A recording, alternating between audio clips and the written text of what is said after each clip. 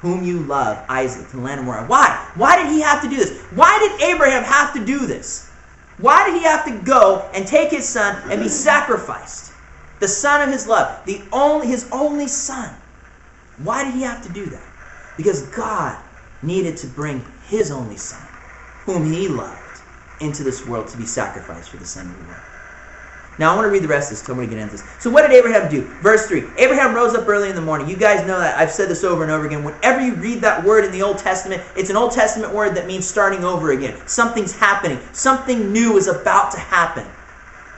In a negative sense, Job did it. He rose up early in the morning every single day and prayed, God, don't kill my kids. God, don't kill my kids. God, don't kill my kids. And, God didn't kill his kids. Nothing happened to his kids. But the point of what I'm saying is, every day he started over again instead of just standing in faith. And when you believe God for something, don't get up and pray for it again. Thank God that you got it.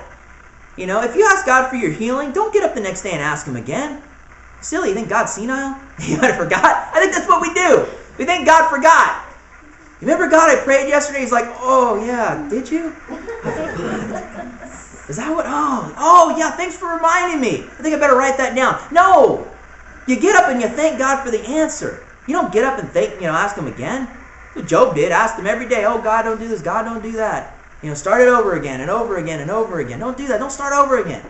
Build on what you did. When you plant that seed, don't go out and dig it up and look at it and put it back in the ground. You go out and water it.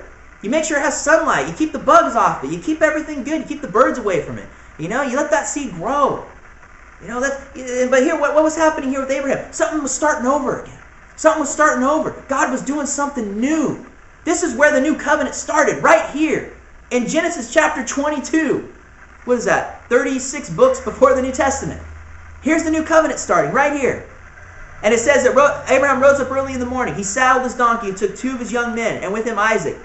They grabbed some split wood for the offering, and they arose and went to the place which God had told them. And on the 3rd day, Abraham raised his eyes and saw the place from a distance. I didn't even go into Moriah. I don't have time to go into that, but just know that it's very significant where they went to. Okay. And Abraham said to the young men, stay here with the donkey, and I and the lad will go yonder. We will worship and return to you. You know what's amazing? God told Abraham to sacrifice his son. What made him think that his son was going to come back with him? And another thing, this is the first time it was ever mentioned, the word worship in the Bible. The very first place. The very first place the word love is mentioned, and the very first place the word worship is mentioned. And how is it mentioned?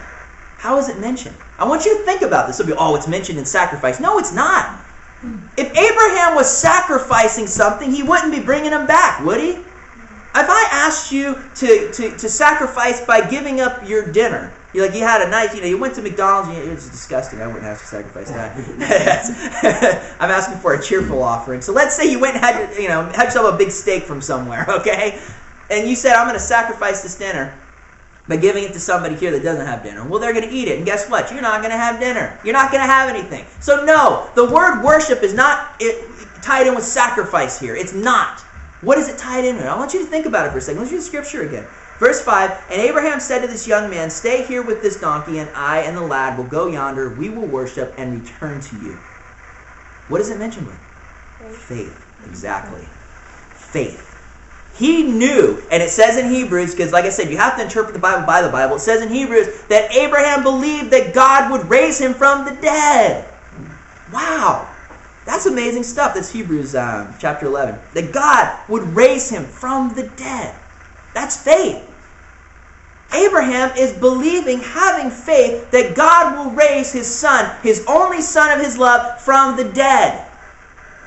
Do you guys follow me here? So now God can do the same thing with his son.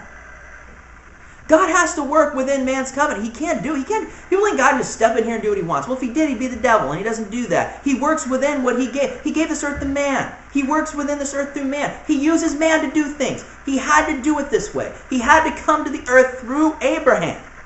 And he did. Now look at this here. And we will worship and return to you. So Abraham's speaking faith. He's already speaking it. He believes, God, you're not an evil God. You're not like these other gods that told me to sacrifice my babies. God, you promised me Isaac. You said Ishmael wasn't it. You said Isaac was it. So God, you might ask me to sacrifice him. I don't know what's going on here. And actually, to tell you the truth, look at this in verse 8. He says that God will provide a sacrifice. He knew God was going to make a way. He knew God would make a way. That's how much faith this man had. He knew that Isaac was the child of promise, and God doesn't want to just go kill it. Sometimes when we think, God, you've been believing God for $1,000, and, God gives you $1,000, and then you get it, and you kind of go, oh, well, maybe I should give it to somebody else. And no, God gave that to you. Use it, Believe God. Experience what you got. See, Abraham knew that God wasn't just going to take away what he gave to him. I hate that song. He gives and takes away. It's such a dirty song. I don't know why they play that on Christian stations. That's about the most evil song. I'd rather listen to some garbage Nine Inch Nails before I listen to that. That's a bunch of garbage. At least I know where Trent Reznor's coming from. These guys are saying a bunch of crap. He gives and takes away. He doesn't. Actually, when Job said that, he said in ignorance, because God rebuked him about it. He said, who are you to question me? Gird up your loins like a man. I'll talk to you. Let me ask you some questions, Job. He gives and takes away. So what's he say here? Okay, let's go back here. Okay, sorry, I'm getting ahead of myself. Verse 7. And Isaac spoke to Abraham, to his father, and said, my father. And he said, here I am, son. And he said, behold, the fire, the wood, but where's the lamb for the burnt offering? And Abraham says, God will provide for himself the lamb for the burnt offering, my son. He provided for himself an offering in Jesus. You saw that.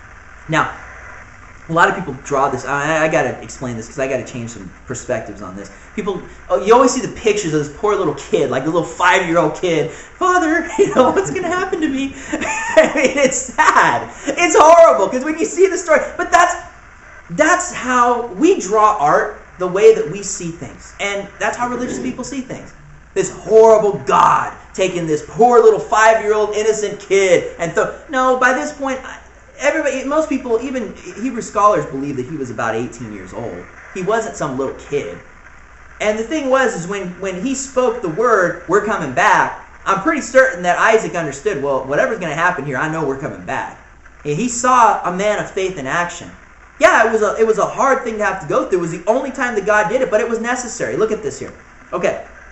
Two of them walked together. They came to the place which God had told them, and Abraham built the altar there and arranged the wood and bound his son and laid him on top of the wood. And Abraham stretched out his hand and took the knife to slay his son. But the angel of the Lord called out to heaven and said, Abraham, Abraham, he said, here I am. He said, do not stretch out your hand against the lad and do nothing to him. For I know that you fear God, since you have not withheld your son, your only son. I love how he says it over and over and over again. Your only son. Jesus, the only Son of God. He did not withhold. And it says, Abraham raised up his eyes and looked, and behold, behind him a ram was caught in the thicket. And Abraham went and took the ram and offered it as a burnt offering to the Lord. And Abraham called this place, the Lord will provide, or Jehovah Jireh. I like that. Jehovah Jireh. It's like, I love the word because it's totally Hebrew, but doesn't it sound oaky? Jehovah Jireh. He's my provider. I don't know. I guess that's how you mix. I don't know. It's like I always thought it was funny that actually rhymes, but